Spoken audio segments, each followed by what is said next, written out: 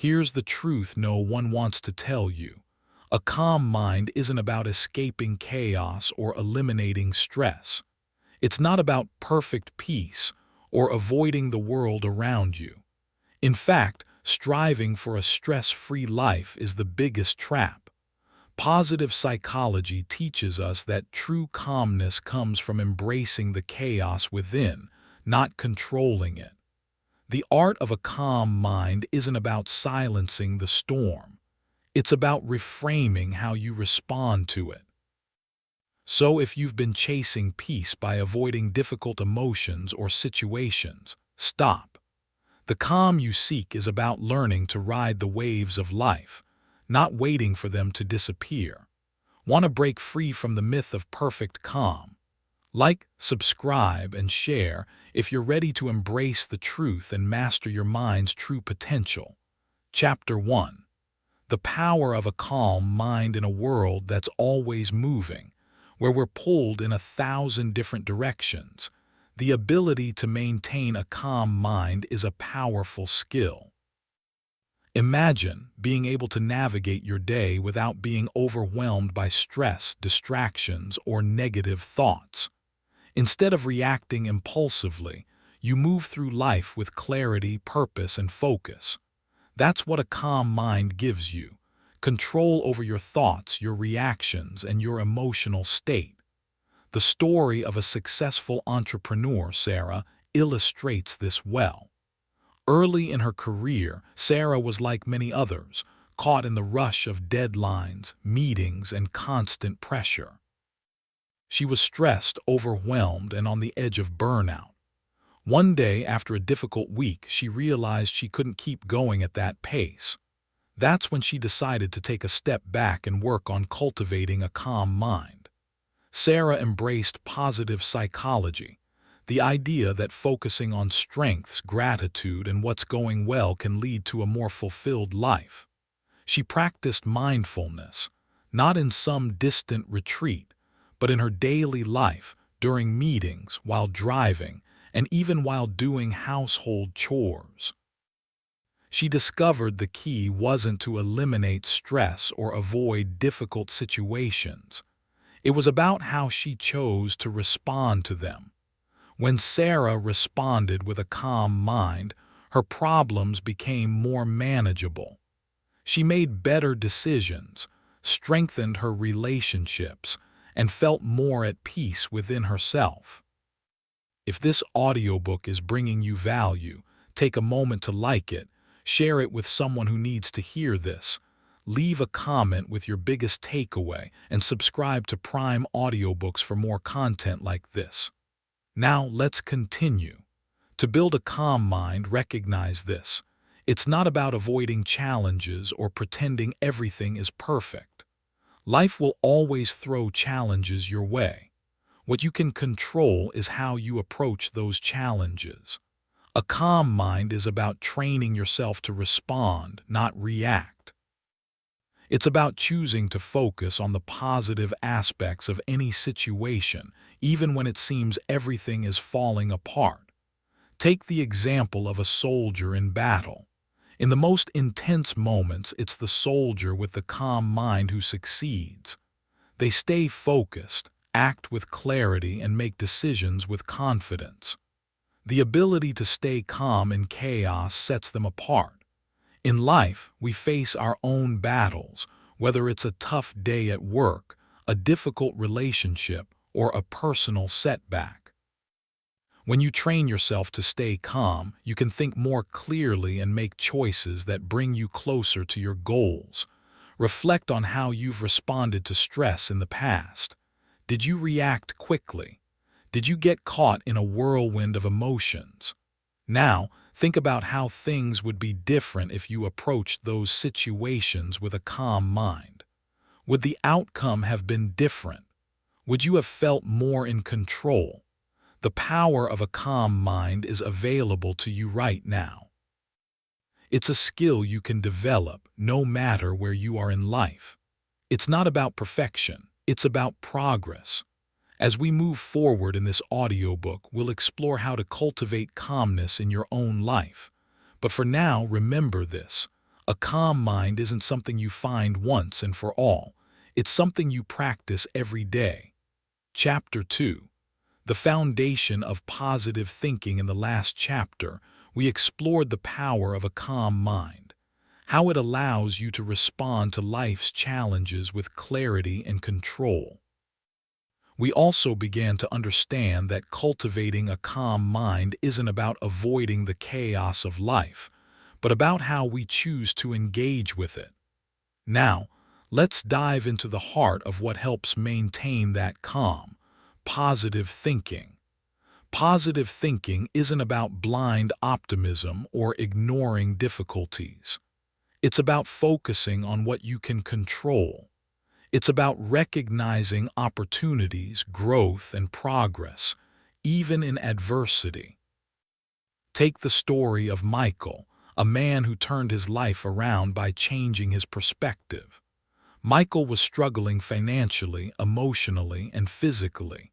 He saw every setback as an obstacle he couldn't overcome. One day, a mentor told him, "The way you see the world determines the way the world responds to you." At first, Michael didn't understand, but over time he realized that by focusing on what was going well, his health, his family, his potential, he could shift his reality. Instead of letting failures define him, he used them as stepping stones for growth. Michael's life didn't change overnight, but his mindset did. And that shift in thinking set off a ripple effect that led to the stability and peace he had been seeking for years. If this audiobook is bringing you value, take a moment to like it, share it with someone who needs to hear this, leave a comment with your biggest takeaway, and subscribe to Prime Audiobooks for more content like this. Now, let's continue. To develop positive thinking, reframe the way you see the world. Every experience, good or bad, carries a lesson. Instead of asking, "Why is this happening to me?" ask, "What can I learn from this? How can I grow?" This shift opens up a world of opportunities and turns challenges into lessons. It builds mental resilience and strengthens your ability to stay calm, no matter what life throws at you. Reflect on your current mindset. Are you focusing on what's working for you? Or are you stuck on what's not? Positive thinking doesn't mean ignoring difficulties. It means choosing to see beyond them and recognizing the power you have to change your circumstances. The more you practice this, the more you'll notice the world responds differently to you, and the more confident you'll become in your ability to handle whatever comes your way. Chapter 3. Building resilience through gratitude. In the previous chapter, we explored the foundation of positive thinking, how shifting our mindset can change how we respond to life's challenges. By focusing on growth and opportunities, we become more resilient and better able to maintain a calm mind. But there's another key practice that strengthens resilience: gratitude. Gratitude doesn't just improve your emotional state, it transforms how you perceive the world. It makes it easier to stay positive and calm. Let's consider the story of David, who discovered gratitude after going through a tough time in his life. David had lost his job and with it, his sense of purpose. At first, he focused on what he had lost: the security, the stability, the identity he built through his work. But then he decided to change. David started writing down 3 things he was grateful for every day. These weren't huge things: his morning coffee, the laughter of his children, a good book. Over time, David's perspective shifted. As he focused on what he had rather than what he had lost, his resilience grew. He began to see life not as a series of setbacks, but as a series of opportunities for growth. If this audiobook is bringing you value, take a moment to like it, share it with someone who needs to hear this, leave a comment with your biggest takeaway, and subscribe to Prime Audiobooks for more content like this. Now, let's continue. Gratitude rewires your brain to focus on the positive. Science shows that practicing gratitude regularly can enhance your emotional well-being and improve your physical health. When you focus on what you're grateful for, it's impossible to stay stuck in negative thought patterns. You begin to realize that no matter how challenging life may seem, there's always something to appreciate. Start small. Take a few minutes each day to reflect on what you're grateful for. It could be a kind word from a friend or a moment of peace during a busy day. Over time, gratitude becomes second nature, and with it, your ability to remain calm and resilient will grow stronger. Ask yourself, what are you grateful for today? How can this simple practice shift your mindset and empower you to face any challenge with confidence? Chapter 4. The role of mindfulness in calming the mind. In the last chapter, we saw how gratitude can shift our focus from what we lack to what we have, building resilience and helping us stay positive and calm. Now, let's dive into another powerful tool, mindfulness. Mindfulness is the practice of being fully present in the moment without judgment. It's about observing your thoughts and emotions without getting swept away by them. Consider the story of Lisa, who found mindfulness to be a game changer. Lisa was a busy executive constantly juggling meetings, emails, and deadlines. Her mind was always racing, and she often felt overwhelmed by the tasks ahead. One day, after a particularly stressful week, Lisa tried mindfulness. She started by taking 5 minutes each morning to simply breathe and focus on the present. At first, it was challenging. Her mind would wander. But over time, something remarkable happened. Lisa learned to observe her thoughts without becoming consumed by them. When she felt stressed during the day, she would take a few moments to ground herself and refocus. Slowly, she noticed a shift. Her reactions to stress became more measured. Her sense of overwhelm began to diminish. If this audiobook is bringing you value, take a moment to like it, share it with someone who needs to hear this. Leave a comment with your biggest takeaway and subscribe to Prime Audiobooks for more content like this. Now, let's continue. Mindfulness can be integrated into any part of your day. It doesn't require hours of meditation or retreating from the world. You can practice mindfulness while driving, walking, or even during your lunch break. The key is to bring your full attention to whatever you're doing. When you do this, you train your mind to stay calm and focused, no matter what's happening around you. Start by committing to small moments of mindfulness each day.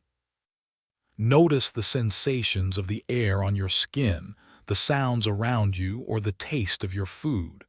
As you practice, you'll develop the ability to stay calm in the midst of chaos. Mindfulness is a skill that strengthens over time. It's not about perfection, it's about being present and aware. Learning to navigate your thoughts and emotions with intention. Ask yourself, how can mindfulness become part of your daily routine? How will it help you maintain a calm mind when life gets hectic? Chapter 5. The impact of self-compassion. In the previous chapter, we explored mindfulness, how being present helps us maintain a calm mind, even when life gets overwhelming. By grounding ourselves in the here and now, we gain control over our thoughts and emotions, rather than being swept away by them. Now, let's look at another crucial aspect of maintaining mental clarity, self-compassion. We are often our own harshest critics, especially when things don't go as planned.